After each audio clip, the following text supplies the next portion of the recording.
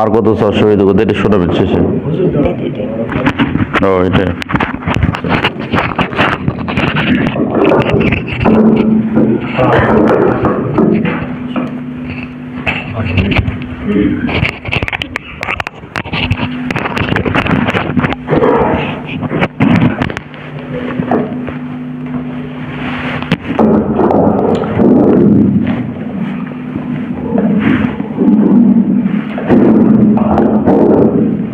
আসসালামু আলাইকুম ওয়া রাহমাতুল্লাহি ওয়া বারাকাতুহু।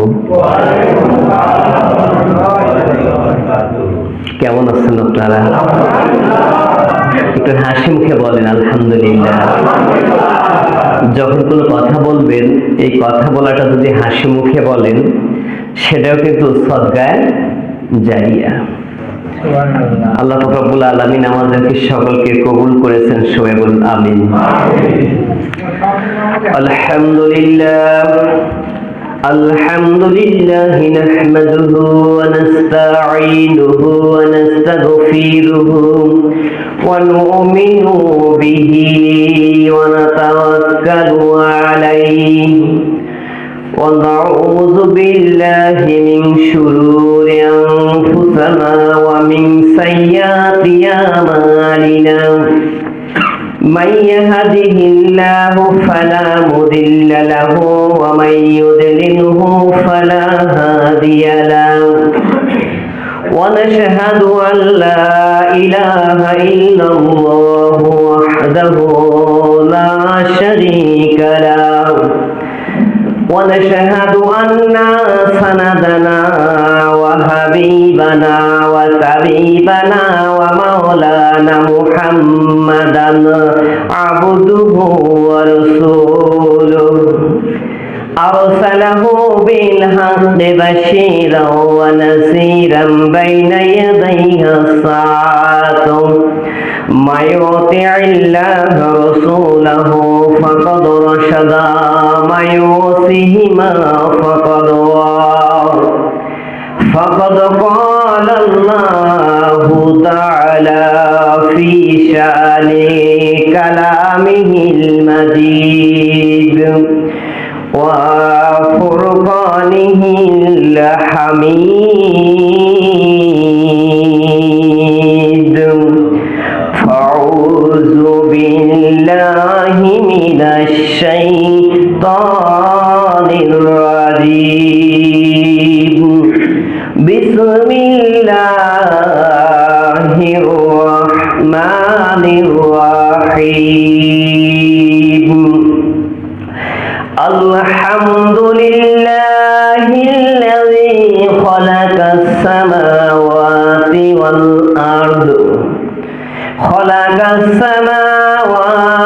والأرض وجعل الظلمات والنور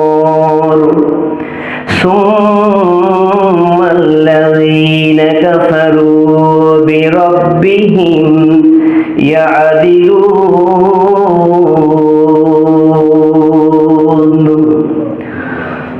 والآخر بسم الله الرحمن الرحيم. قال رسول الله صلى الله عليه وسلم خيركم من تعلم القرآن وعلمه الناس. আলহামদুলিল্লাহ, সমস্ত প্রশংসা, সমস্ত শুকরিয়া, সমস্ত গুণগান, সমস্ত সিত্তাসানা সেই আল্লাহ পাক রব্বুল আলামিনের শানে, যে আল্লাহ পাক রব্বুল আলামিন আজকে আমাদেরকে পবিত্র মসজিদ ঘরে মাসিক আয়োজিত, না এটা মাসিক আয়োজিত তাফসীরুল কোরআন মাহফিলে আমাদেরকে আজকে আল্লাহ পাক রব্বুল আলামিন কবুল করেছেন।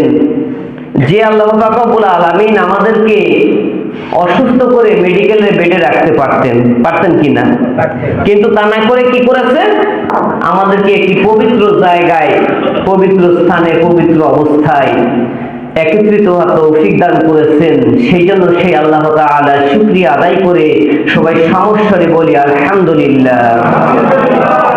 লক্ষ্য করি দরুদ ও সালাম সেই রাসূলের প্রতি, যিনি আমার আপনার সকলের রাসূল, যিনি শেষ জামানার রাসূল, যিনাকে আল্লাহ রব্বুল আলামিন এতই মর্যাদা দান করেছেন, এতই সম্মান দান করেছেন।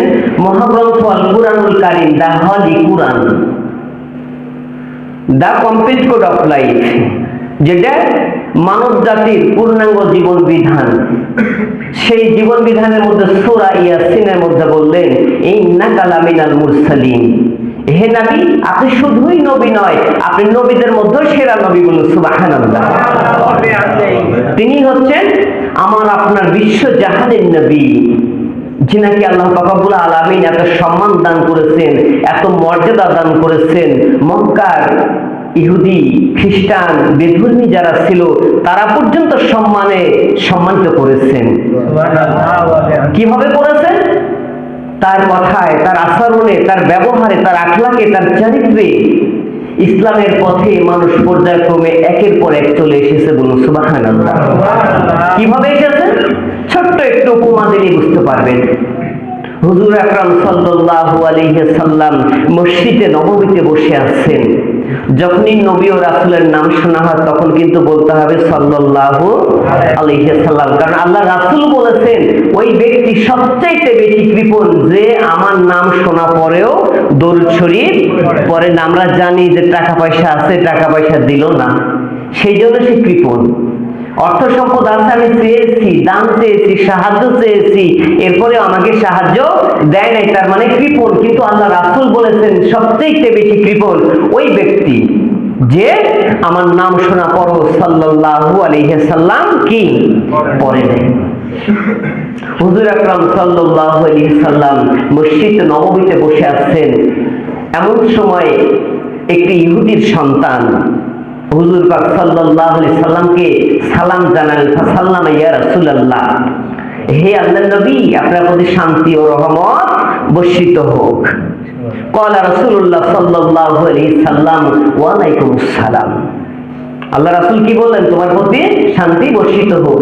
আসলে সে তো ইহুদির সন্তান। আমাদেরকে যদি কোনো খ্রিস্টান বা অন্য বেধর্মী আমাদেরকে সালাম দেয়, আমরা কি করি? সেটা এড়ায় চলতে চেষ্টা করি, ঠিক কিনা? অথচ একই জায়গায় মুসলমান আছে, অমুসলমান আছে, সেখানে সালাম দিতে হলে বলতে হবে সালামু আলা মান ইত্তাবা আল হুদা। আল্লাহ রাসূল কি করলেন? তার সালামের জবাব দিয়ে দিলেন। আর যখন দেখবেন যে সালামের মধ্যে অনেক তরতিব আছে, আসসালামু আলাইকুম মানে আপনার মৃত্যু হোক, এই ধরনের সালাম যদি দেয় তখন আপনি বলবেন ওয়া আলাইকা। আসসালামু আলাইকুম শব্দের অর্থ হচ্ছে তোমার মৃত্যু হোক, আপনিও বলেন ওয়া আলাইকা তোমারও হোক।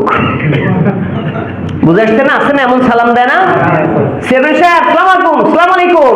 চেয়ারম্যান সাহেবকে সালাম দিচ্ছে, সালাম উকু উকু উকু নিজদিক দেখা দিচ্ছে। তার কারণ ওই ধরনের সালামে আপনার আরো বরকতের চাইতে ক্ষতি হবে, যার কারণে এই ধরনের সালাম থেকে কি নিজেকে পরিহার করতে হবে। আমি সাথে শিক্ষাও নিব এবং শিক্ষাও আলোচনা করব, কারণ আমি ছোট্ট একটা আয়াত তেলাওয়াত করছি, সেখানে আলোচনা নিয়ে আসবো ইনশাআল্লাহ।